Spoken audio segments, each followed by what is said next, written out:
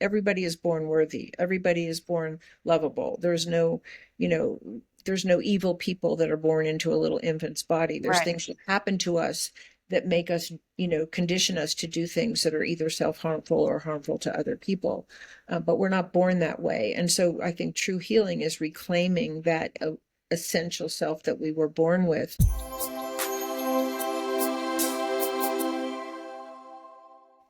Hi all, it's Zoe here. Thanks for hanging out with me again and joining the Surviving with Zoe podcast, a conversation where amazing, inspirational survivors from all walks of life share their personal stories and expert advocates educate you, our audience, in order to break stigmas and taboos regarding mental health and trauma, kind of like free therapy and permission to always give yourself grace and compassion as we are ultimately all surviving every day.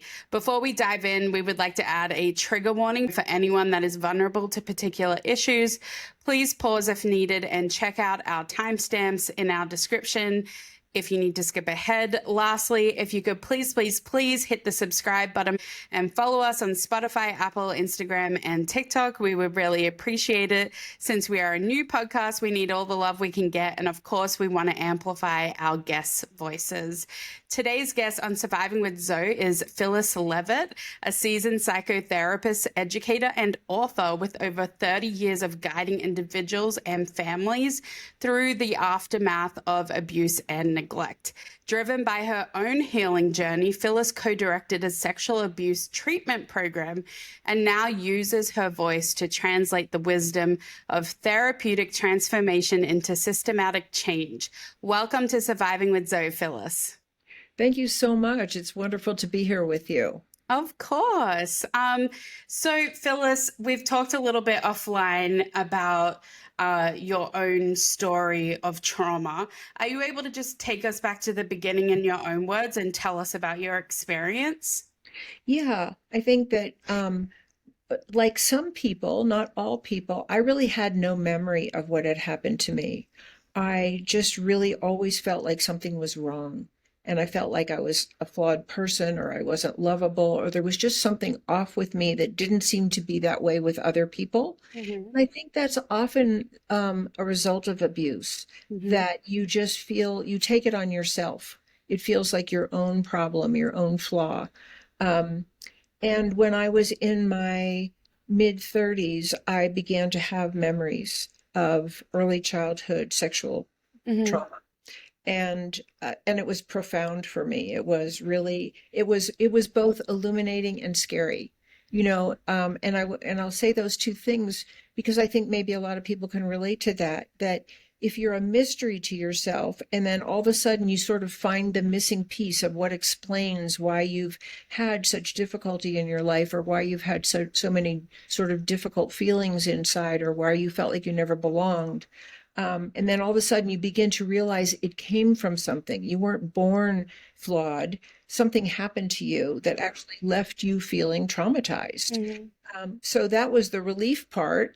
And the part that was a little frightening was to remember Yes. and go through the actual emotional reliving to some extent of what happened, and to feel that fear and that pain. But for me, it was the positive was always bigger than the negative.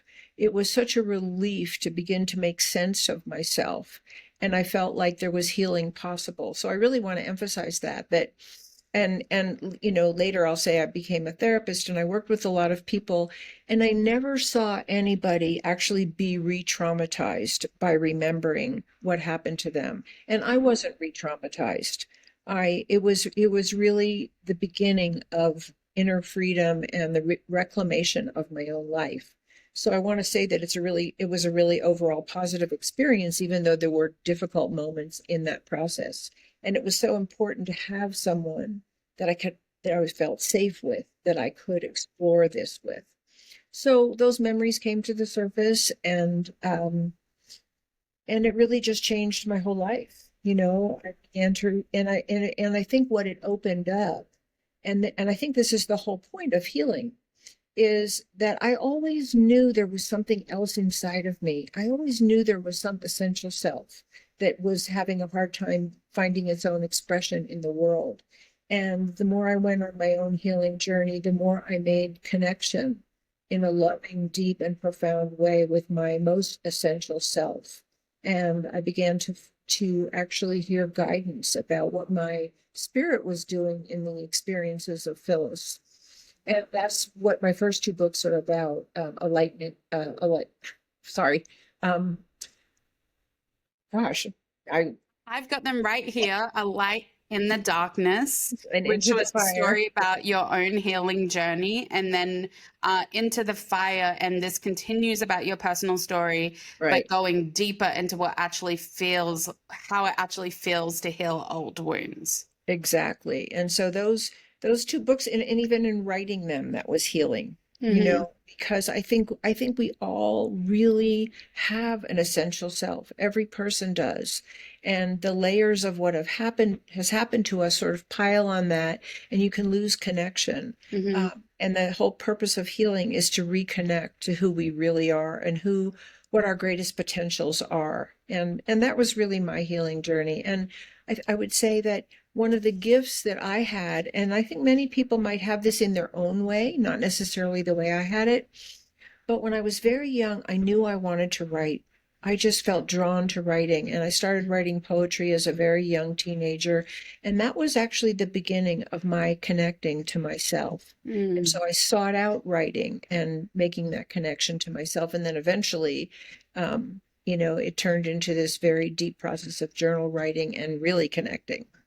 So, so for me, the psychological healing and the spiritual healing were united. Mm-hmm. Oh, wow. I really love how you expressed everything. It was very profound. I wrote down so many notes that I am going to ask you about. I do just want to thank you for sharing about your trauma. I know it's not easy, even as you get older, to talk about it.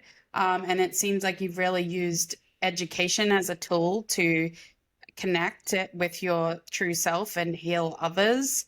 If you don't mind, I'd love to just go back a little bit to how you talked about in your mid 30s that had flashbacks of this abuse. Um, you know, even though that this has been scientifically proven that this happens, especially in 30s, 40s, 50s, because our brain settles down, it's developed, and we are usually in safer environments than we were as, children. Can you speak a little bit more to this and just the norm that it is for survivors to remember these Yeah. sorts of feelings, and also if people are starting to remember and it does feel scary, like you mentioned, and the initial response is like, I don't want to remember that. That's terrifying. I found it interesting how you said that it actually isn't re-traumatizing for victims and that there is more positive than negative. So, because you're basically understanding what is the root cause of all of these issues in your life. So, Right. are you able to just speak a little bit more to that? Perhaps like you in your own experience or other clients, like what it's like to remember and what should you do during those times if you are Yeah. remembering? Yeah, and I think it is different for different people because I've had a number of clients that began to remember when they felt safe, when their life sort of evened out and there Mm-hmm. was psychic space to let that material in. For me, it actually wasn't that. In my 30s, I was married. I had three little children, and I Um, was in a very unhealthy marriage. And so it was almost like the trauma of that marriage was drove me to therapy, you well, know. yeah. And and I think I had also gone back to graduate school, and I was in a hypnotherapy class. I had had some memories before that just popped up, and they really were not just frightening, but it was because when something is really repressed in your memory and it's not available to your conscious mind, like I know I went to first grade at blah blah school, that kind of a memory, it's really stored in a different part of your brain, the traumatic memories that get buried. And so when they're unearthed and they come to consciousness, you don't, you have, it's very sort of surreal, the experience. Is this really true? You doubt yourself. Where is this coming from? How is it that my body is having these intense reactions to this flashback when with my conscious mind I don't remember it? Yeah. And so there's a phase that you can go through, at least that I did, where it almost felt like I had two realities, the daily life that I was living in, and then this stuff that would come up out of my unconscious and present itself not just as a flashback of something visual, but physical Yeah. and emotional, deeply emotional. And you can't deny that, because you can't make it up. You just can't make that stuff up. Yeah. So that's really how it occurred for me. And it was very unsettling. Hmm. And but like I said, it was also like, oh my God, now I'm beginning to make sense to myself, and there's a path forward. And I want to emphasize that it's really important for most people, I think, to have a safe person to process them. Yes. I think it's really hard to do it on your own. Yeah. I couldn't have done it on my own. So Yeah. thankful that I found a couple of different safe people to begin that Yeah. process with and go through it with. And it really needs to be someone safe, someone who Right. understands, someone who's not going to judge you, someone who's not going to tell you to get over it, Yeah. or doubt you. Yeah. So that was all part of it. And what had happened for me was eventually, not too eventually, it having those memories and beginning to reprocess what happened to me enabled me to leave that marriage. Hmm. Because it was like my psyche was like, I'm not doing this again. I'm Yeah. not going to be hurt by another human being. Yeah. So even though perhaps it was a different form of abuse for you in your marriage, it Right. re-traumatized you with Right. what happened in your childhood. And yeah, I think there is no right way to remember trauma. Like I've heard of people having children, and when that child hits the age that they were abused, that can trigger it. So thank you for like bringing that to light. Um, and I would love to talk more about how you felt like a mystery to yourself and just something was wrong, like almost like you were a misfit Right. growing up. Totally. Are you able to just expand on that a little bit more? And um, for anyone listening that might be thinking the same, like any signs or patterns that you have noticed within your own clients and Mhm. yourself, like that there might be abuse that you don't remember? Yeah.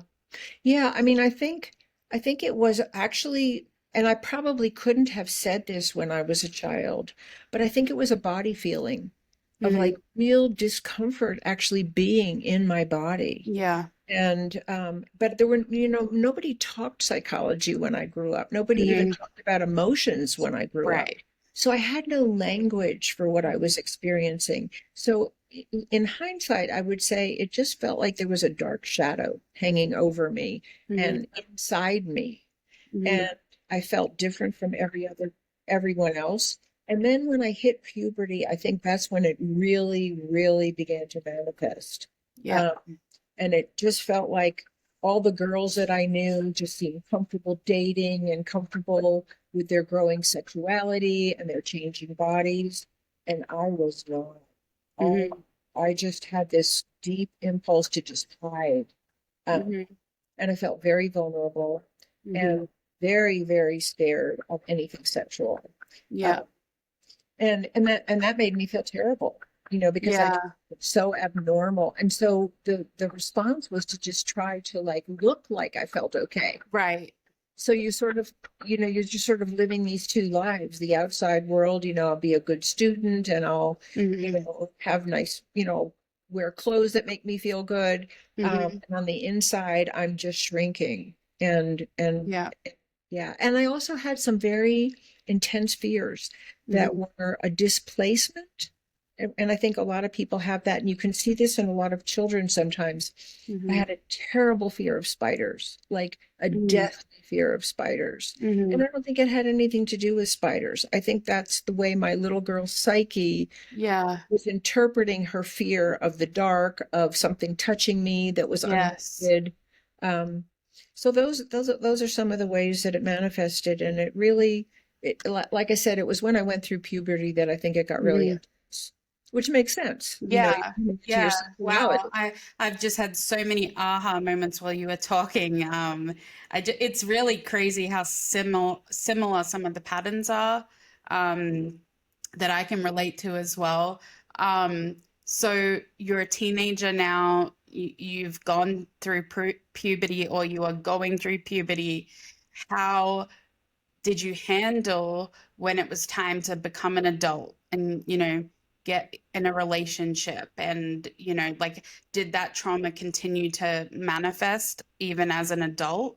Were you still like scared to be intimate and to like show yourself, like when you really wanted to kind of like hide in your body and you were uncomfortable? Well, I think it's a very powerful question. And Hmm. I'm going to tell you what it was like for me. Hmm. And I will say that it's vulnerable to say this, but I will share it. Hmm. I think and I write a lot about this, not Hmm. personally, but in a general sense in my book, because I think there's two main outcomes Hmm. there's many symptoms of abuse that goes untreated, many Hmm. symptoms: depression, anxiety, addiction, obsessiveness, hiding, aggression. There's many Hmm. symptoms, but there's two main paths that I have seen in my practice people follow, and I definitely was on one of them. Hmm. And the two paths are learned helplessness or identification with the aggressor and becoming the aggressor. And I was definitely someone who learned to be helpless. Hmm. And so when I got to, like, it was really when went to college. I really didn't date at all in high school. Um, when I went to college, I found myself, going out with different college age men. And I just couldn't say no. Hmm. And that's how the helplessness manifested in me. So I had this sort of dual thing going on where I didn't want necessarily to be sexual, but I couldn't say no to being sexual. Right. And so it was just a recapitulation of feeling violated and feeling unseen and feeling like an object. Um, and I didn't, fortunately, I didn't end up in any highly traumatic situations, Right. but it was traumatic enough to Mhm. feel like I would just get paralyzed.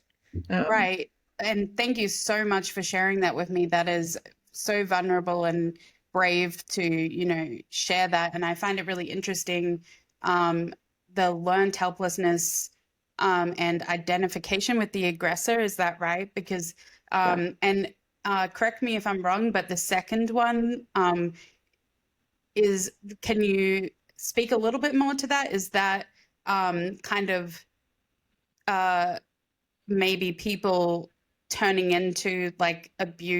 abusers? Like, Yeah. that's what I guessed Yeah. hearing that. Yeah. Because um that seems like very true, and from what I've learned, and what I've experienced, is that it can go in one of two ways. So, but back to the learned helplessness, it seems like there was feelings of very like low self-esteem, like from the abuse in your childhood, but also like people pleasing.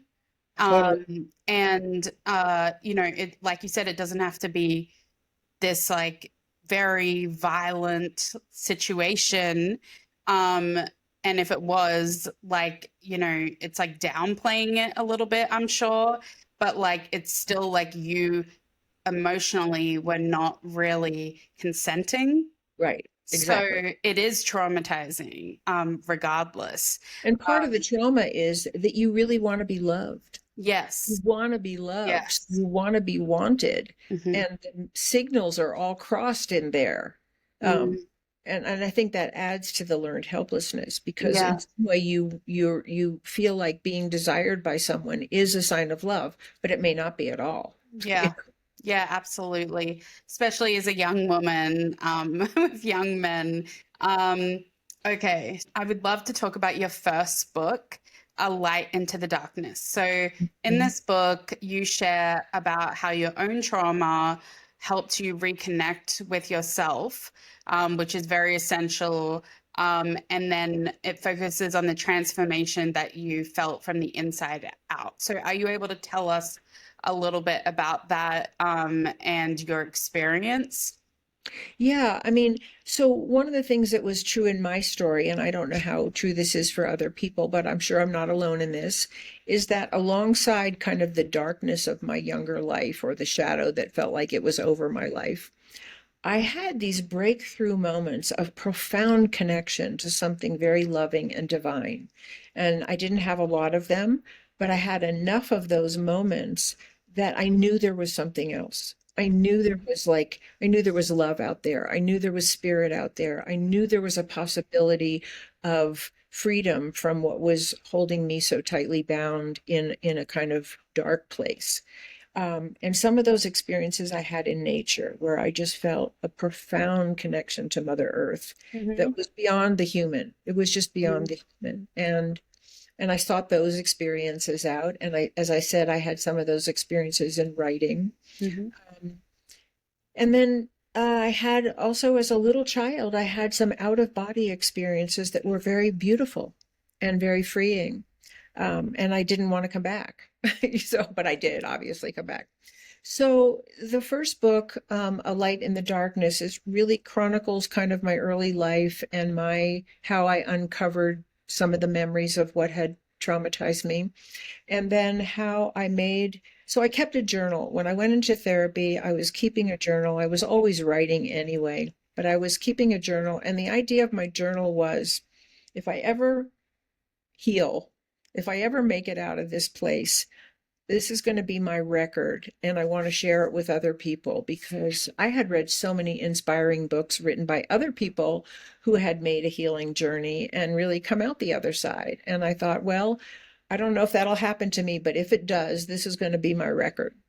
And Yeah. interestingly enough, um, at a certain point in that process, my computer crashed. I had everything in my computer, and I lost everything that I had written about what I was doing in therapy.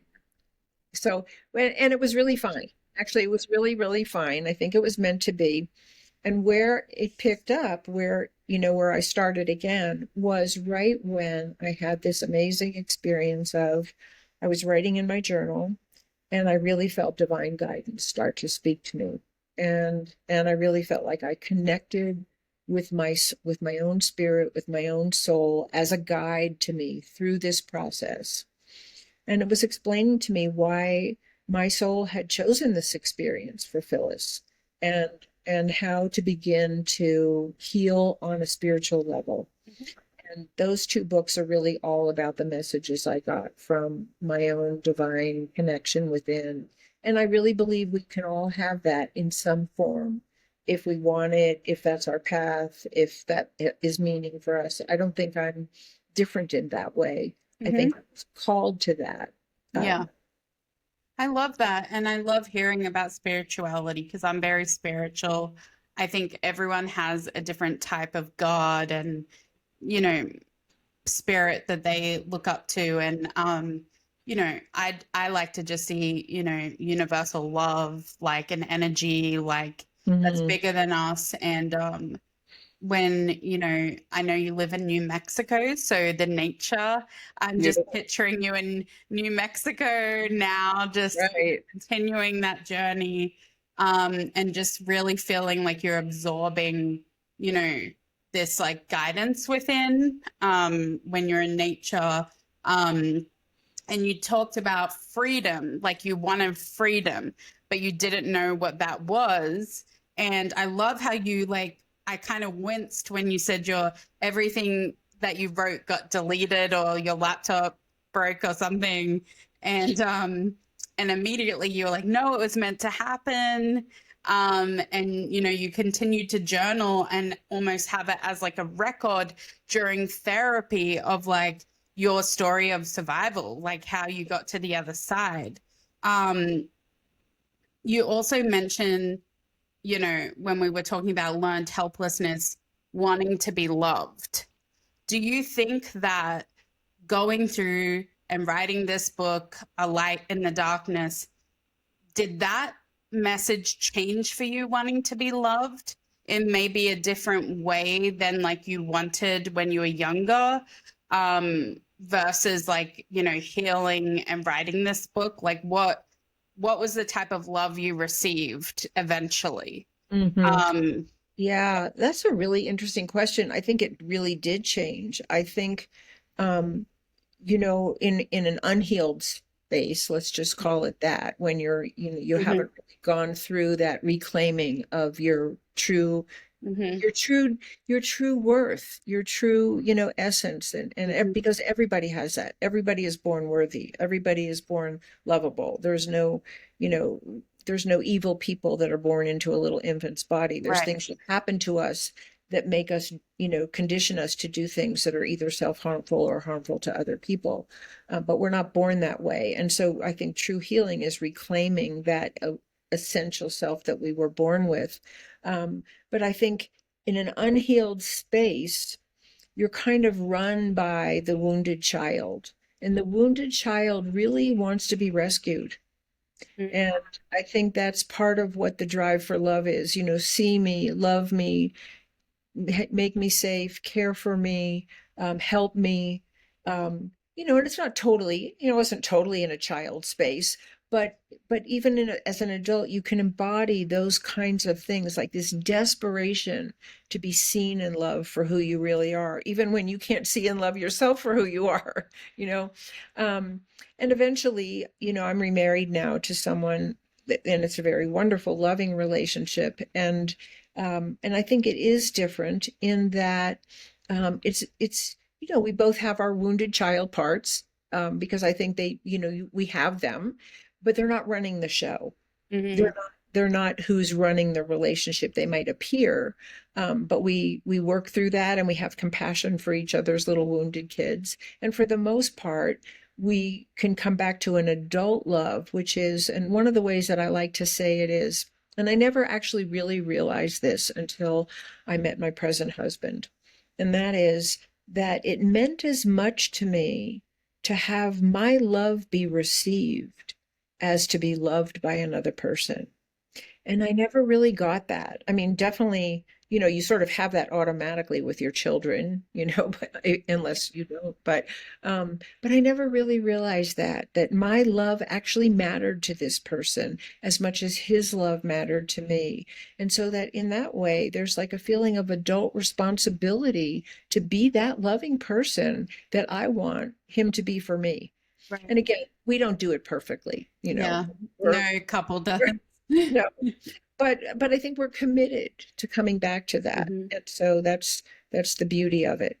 I Um, love that. Thank you so much for explaining that. You know, I love the analogy of a wounded child that wants to be rescued. I think everyone listening to this will relate and know exactly what their wounded child would like to be rescued with. Um, and I've actually never heard of, you know, making sure that your partner is receiving the love as an adult is just as important as you, because we're always thinking me, me, me. right, And right, that's not really what an adult should think, right. especially like if we look at like how our parents were to us, Mm-hmm. right? It's Mm-hmm. almost like they should have been more loving or whatever, words of affirmation or affection, and but they weren't. So it's like almost like we need to become the adults that maybe they weren't. Right, right, um, right, and that's what adults do. It's secure attachment. It's not anxious attachment. It's not avoidant right, personality types. It right, is right there showing up and being present and like letting someone else know that they are loved through whatever their love language is, not right, yours, right, which right, is a super hard lesson to learn. right. So yeah, that's just so interesting. So if we, you know, move on to your second book, Into the Fire, where you continue to talk about your story, but you go deeper into healing old wounds. Why did you write this book? Was there something missing in your last book, or did you have like kind of like a a manifestation of, as you got older, you were learning new things and you were like, I actually really want to discover this about myself and help other people? No, it wasn't so much that. It was really a continuation of the first book. I Got just it. had too much material to put in one book. Ah, And I actually had too much material to put in two books, and I would yeah. really contemplating writing the third book in that You series. should. Yeah, because I got so many messages that were really different.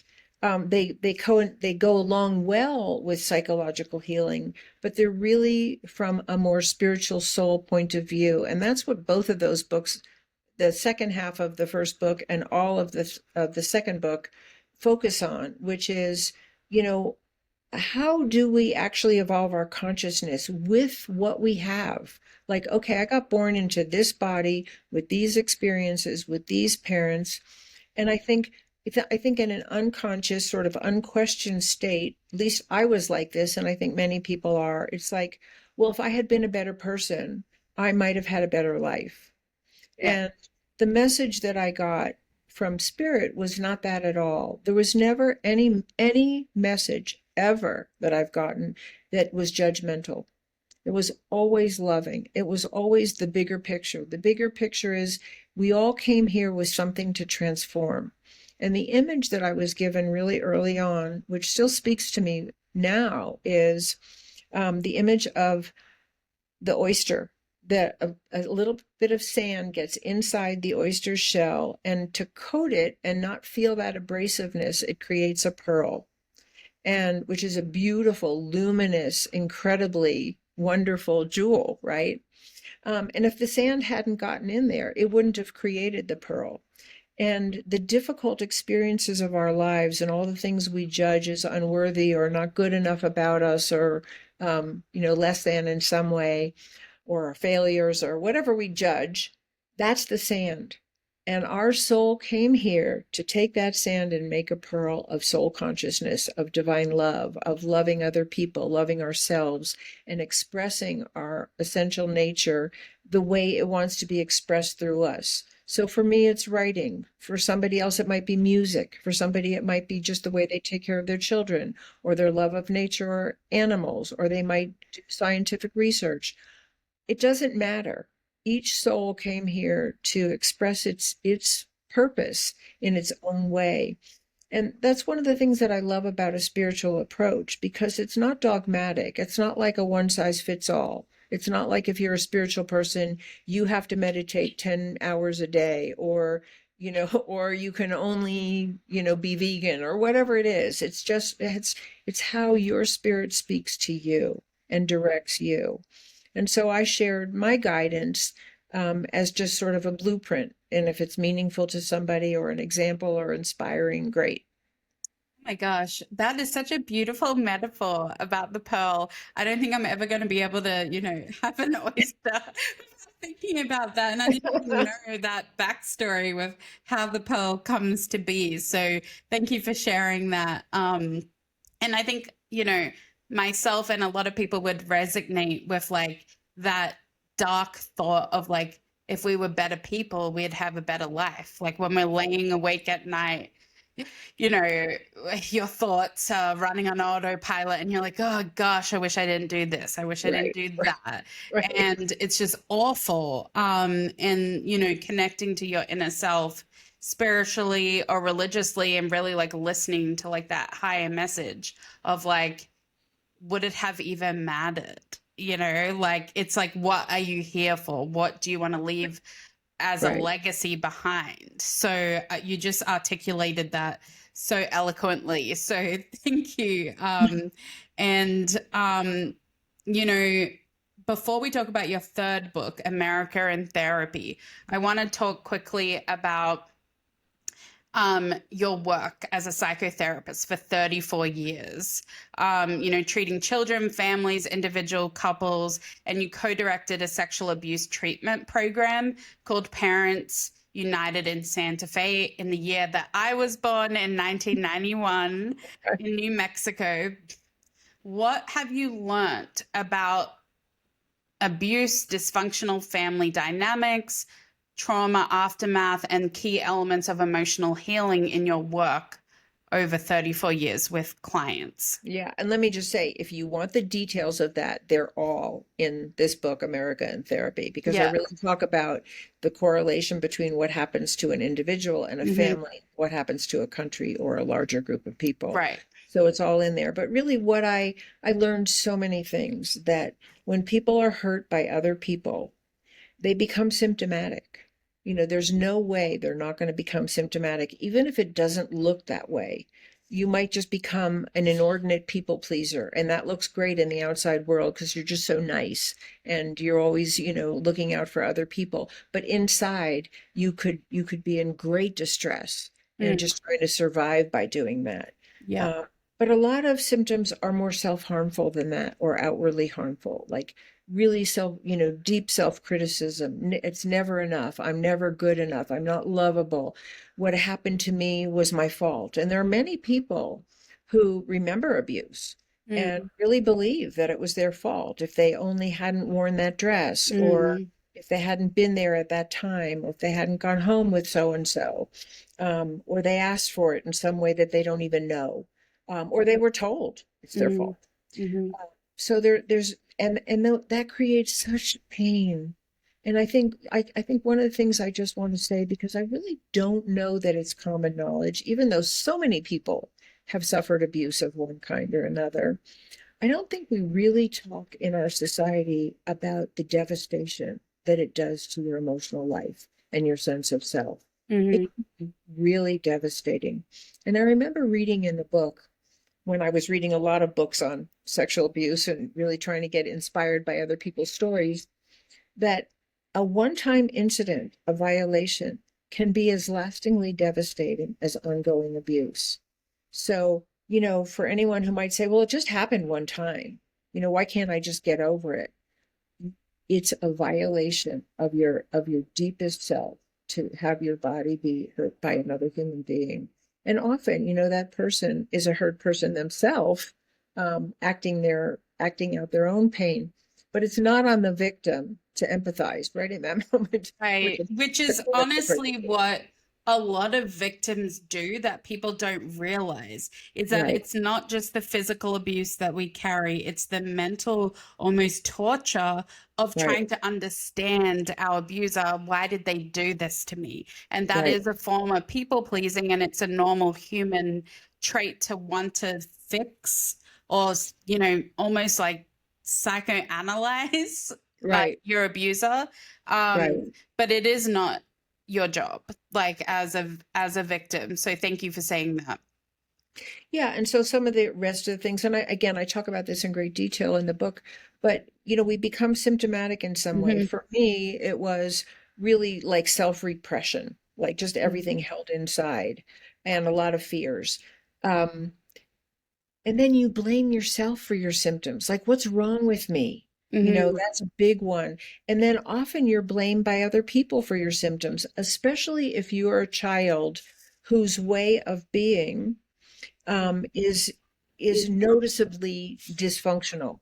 If you can't make any friends, if you're not thriving in school, if you become the bully on the playground, if you hurt other children or animals, it's often the response is, what's wrong with that child?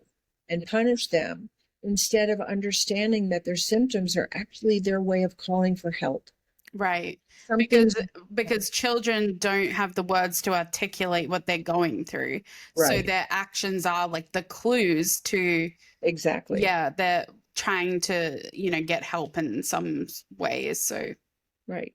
And I think what we, and I talk about this in America in Therapy, is I think we have to understand also, which is very hard to understand and wrap our head around, is the most symptomatic people who are adults are also crying for help. They didn't become murderers by accident. They didn't become a school shooter because they came from a loving, safe home. That's just not how it works. And so I think we have to look at the larger levels of society and the family of America and our individual families and what's happening to children that goes unaddressed or blamed.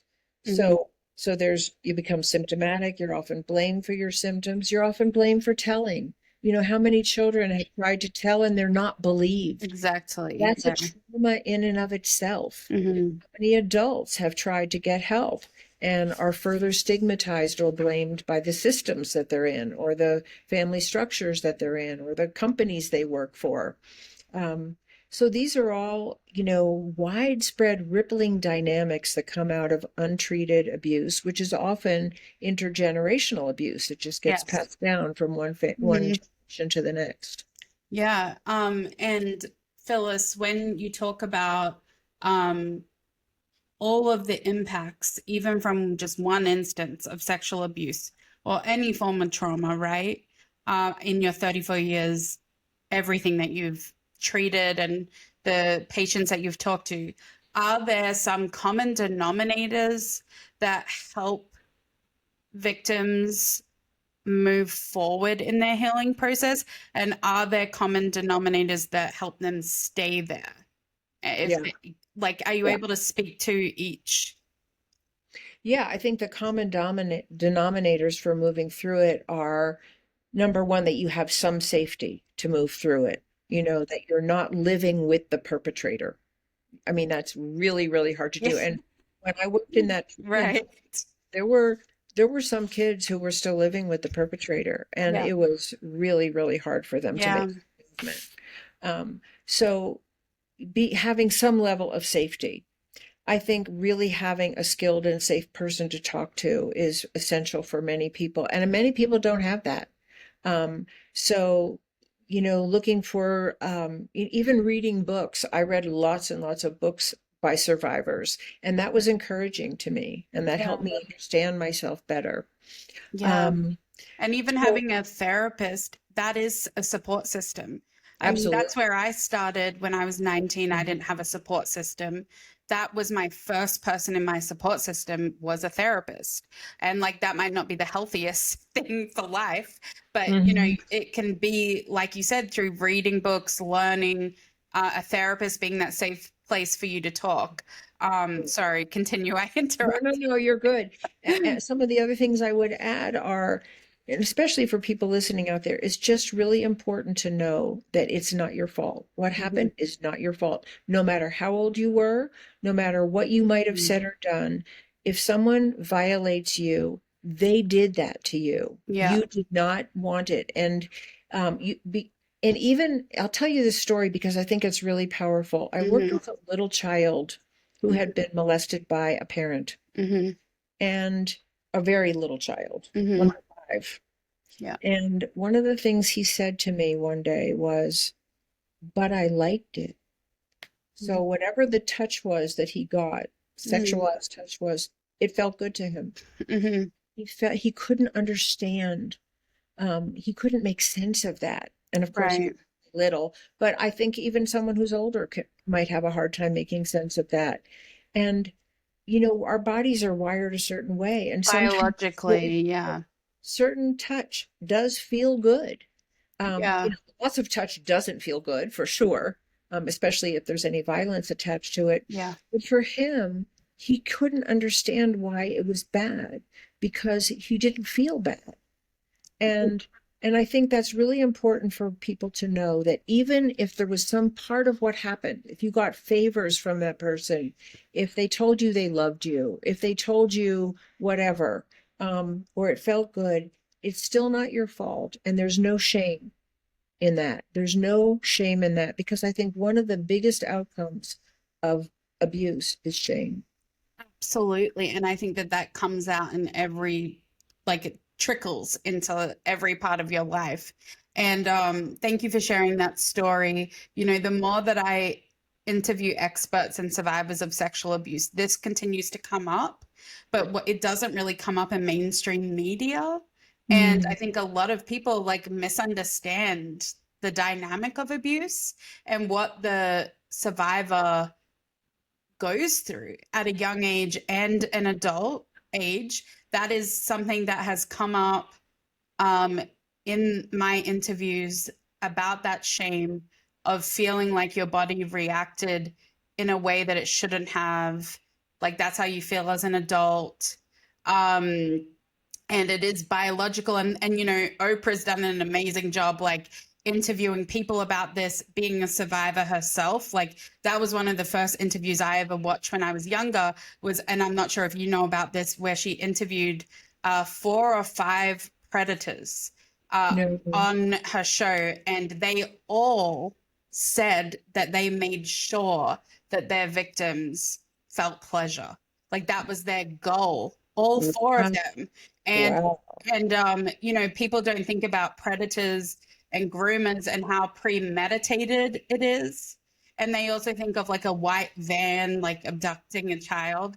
It's never that. It's somebody that creates a like a forced love between Mhm. yourself and them, and Mhm. trust.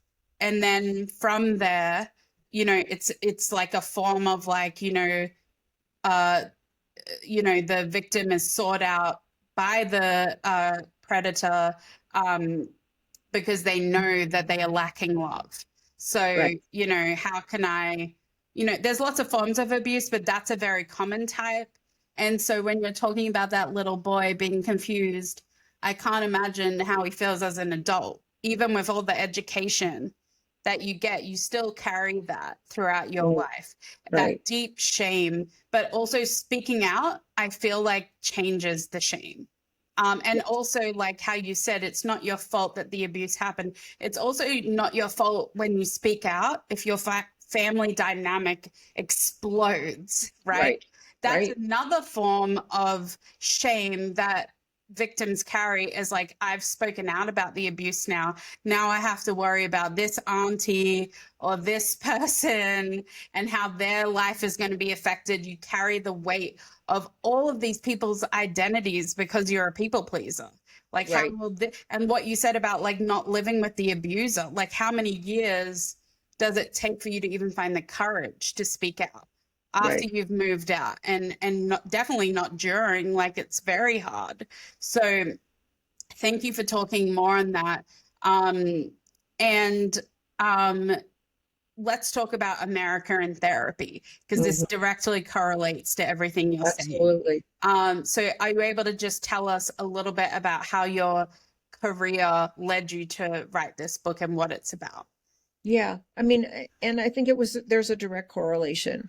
After going through my own process of working with recovering and surviving my own trauma and really feeling like there was a recovery, like I feel like I live way more in my essential self now. And again, nobody does this perfectly. I don't want to say there's some perfection.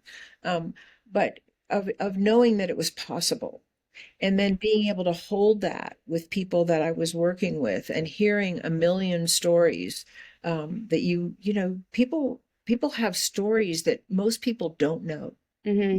unless there's some safe place to tell them. We walk around in a world that's not asking for that, right? Yeah. And we do have to look good, and we do have to perform, and we do have to be adults in our world. But after working with a lot of people and just hearing so many stories and realizing, for one thing, that I wasn't at all alone in what I had gone through, um, it really realizing how profound the effect is of our family dynamics on us, the role models of our parents, how men treat women, how women treat men, how parents treat children, what the expectations are, what the values are in the family, what's considered good, what's considered bad, what are the rewards and consequences for different behaviors, and very, very important, how is conflict dealt with in your home? Do people sit down and they try to work it out? Is there a lot of screaming and yelling and blaming? Is there violence? Are people ostracized? Are people beaten? Are people just shamed into a corner of like you're wrong and bad? Or is there some attempt to actually listen to many voices, hear different points of view, and try to meet people's needs as much as possible while you're functioning as a family? So you're a family that is relatively healthy, and I don't know that anybody has a perfect family, so I'm not saying there is one out there because I don't think there is. Um, more or less, you feel safe, you feel loved, you feel respected for your differences. Maybe one kid has a scientific bent, one kid wants to work with animals, One kid wants to, be a gym teacher, whatever, we have different natures as well as different nurture. So if there's respect and there's an attempt to settle conflict without violence and without emotional violence and harm, that's a relatively healthy family. And when it's a really abusive family, we've been talking about what a lot of those outcomes are. So at a certain point, it was impossible for me not to see that all larger groupings of people operate on family dynamics. Either there's respect and, nonviolence, and tolerance of diversity and valuing of each other's contributions and trying to provide each other with, the resources they need to live, or Right. there's not. And so when larger institutions, including government, target certain people for abuse or withhold resources, or actually perpetrate violence on certain people, then we're going to have a symptomatic civil, society. We're going to have hundreds, thousands of people who are as symptomatic as the children we talk about in an individual family where there's abuse or neglect. And then we can expect to see the same outcomes, that we can expect to see many people who have become helpless in the face of violence. We can expect to see many people who have become like the aggressor. Mm-hmm. And we can begin to understand our social structure from that psychological point of view. Mm-hmm. And then look, not from the lens of shame and blame, not for who to attack next or who to blame for what's happening, which is very hard to do when you're upset or angry or hurt or scared. But what heals? Mm-hmm. What heals?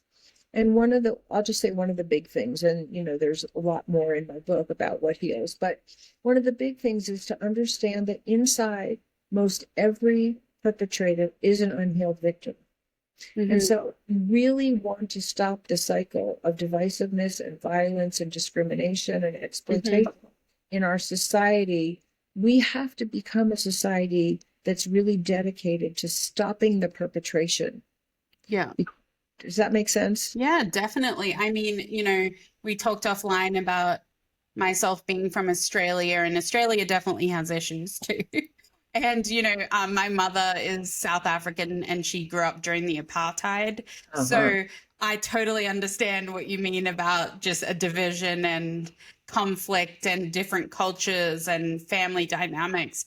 And I feel like America, I'm no expert, but obviously it has been hard to live in America and see, the divide. And there are definitely things that I stand strong on, and I'm sure you stand strong on. But I think we can meet in the middle and really see that there is a need for less violence, like you said, less discrimination, more understanding of each other. And it's such a simple thing. Right. It is. But because America is so large, because there are so many different people, it almost feels like Europe. Like it's like every state is right, like a different country. Right. So yeah, like it is very tricky. And you kind of wanna, when I first moved here, I really wanted to kind of I wanted everyone to be healed. But now I've become quite desensitized, to be honest, because it's like this feeling of like, oh, like no one's getting along. So I'm just going to put my head down and focus on myself, which can be selfish. But I also feel like it is hard to pick up a newspaper or read online everything that's going on. And so I think it's great that you wrote this book and that you are tackling the root issues of what's actually going on that is coming up as being symptoms from their own trauma individually. So one of the main, and in line with what you're saying, one of the main themes of the book really is, and you and I were talking about this before, is that why I say that what we're really suffering from is a decline in our mental health. It's not truly a partisan divide, although it looks that way. The reason why I say it's really a mental health issue and not a Hmm. partisan issue is because we are allowing things to be done to other people that we Hmm. would never want to have be done to us. Right. And Yeah. that's a mental health issue. If it's okay if I can condone that somebody over there gets murdered because of the color Hmm. of their skin or Hmm. whatever, but I wouldn't want anybody to kill me or the people that I love because of the color of my skin. That's Hmm. a mental health gap. Hmm. There's a gap in my relationship Yeah. life. I would allow something to be done to you that I would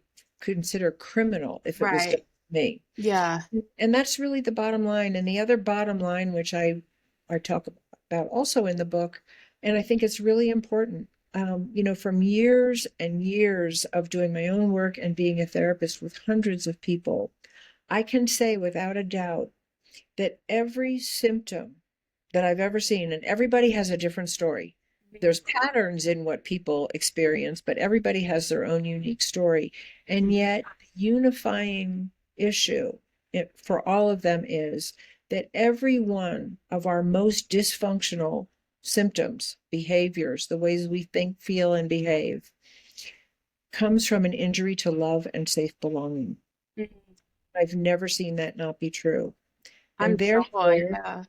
therefore, the cure is to provide love and safe belonging. And that's how we Hmm. end the cycle. And even though that's simplistic, and we live in a very complicated society with multi levels of and layers of issues, Hmm. that's the bottom line. Yeah. That's what heals. Yeah. So how do you think that um this will start healing people with mental health issues that are wishing, terrible things against people that they wouldn't want to happen in their own circles?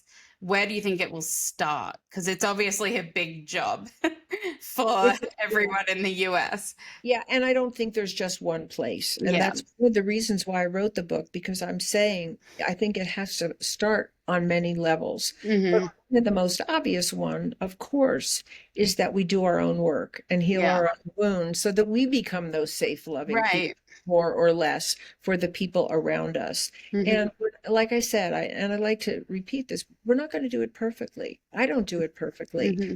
but I have enough awareness sometimes, a lot of the time now, to make amends. If I'm grumpy and I snap at you, I can come back and say, I'm sorry and hear you. And my husband and I really share that. Like we're not perfect, Yeah. but we really care about our impact on each other. And so we're willing, sometimes not so easily, to hear some feedback about how we're behaving in a moment of unconsciousness. Yeah. So it's taking responsibility, not perfection, but taking responsibility to come back and do it again better. Um, so I forget the question. Sorry. It's okay. No, I'm so mesmerized because it's just so interesting. You're saying that essentially to Oh, I know. heal America, it really starts with individuals starting from Right, within themselves. right. But the other big piece, the two other big pieces that I would highlight right now, and well, there's so many big pieces, but to understand that large systems operate just like families. So I think we have to educate ourselves about the nature of family dynamics. What are healthy dynamics?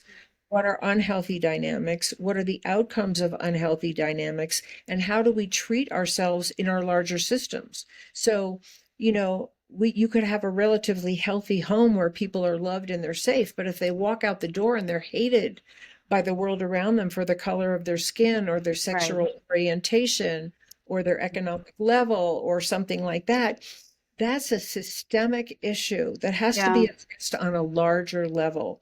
And I think we start with education. And absolutely. I think that that's like the key thing that's missing. right, And there's statistics on that there is more hatred, more stubbornness. And, like you said, it's coming from the family systems, and no one is born like that.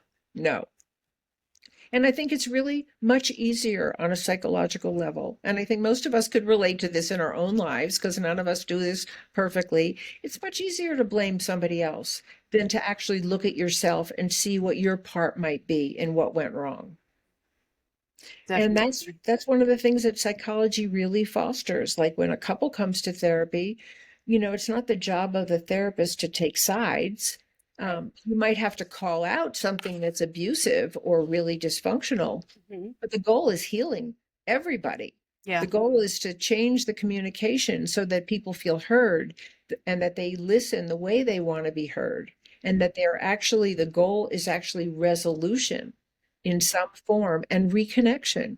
Yeah. Because who wants to hurt people that they really love and feel connected to? You don't want to. Yeah. And also people that you don't know anything about. Right. Like, it's like, why are we making assumptions and discriminating? Like, what's the real reason behind Right. that? Right. And Phyllis, before we move on to our last question, is there anything else that you want our audience to know about America in therapy that I haven't covered? Yeah, I guess I'll just reemphasize it's really about the educational piece of understanding the dynamics of Mhm. abuse, whether it's on an individual level or a world level, a global level, a national level, an institutional level. But the goal is not shame and blame. The goal is Mhm. what have we learned from the field of psychology that we could actually apply if we wanted to, if we had the will to, if we devoted our resources to heal our human relations and find peace and find a connection and brotherly love, which is what we all really thrive on. Mhm. So Definitely. that's really the message of the book. It's really like, what does psychology have to offer Yeah. that politics today doesn't have to Right. offer? Help us Yeah. really heal. And are you able to show us the book behind you? Yeah, I wanted to be. This is the book. Let's Perfect. see. Yep, I can see it. Yeah. That's Awesome. and it's available from all major booksellers, Barnes and Noble, Amazon, Books a Million, Very cool. Reads, all of that. And And your other books are still available as well. right, yes, Um, A Light in the Darkness and Into the Fire. right, they're Hmm. available too. Yeah. Great. So we are coming towards the end. So, Phyllis, we've talked a lot today about abuse, sexual abuse, your own traumas, family dynamics, your work as a psychotherapist, victims, also perpetrators of abuse. Um, and I've really learned so much. It's just been such an insightful chat. Um, as a survivor of sexual abuse and, kind of dedicating your life purpose to helping others heal, why do you think you are a survivor? I think it's a combination of many things. I think I was blessed, and I don't think I'm alone in this. I think I was blessed to have some inner sense that there was something else besides what I was experiencing. There was just some feeling that there was a wonderful place inside myself that had been locked away that I wanted to get to, so that there was something in me that persevered. And Mhm. I think a lot of people have that. Um, I think I actually feel, and I've never said this before, I actually feel blessed that I didn't become an addict. Mhm. I think a lot of people really try to medicate their pain away.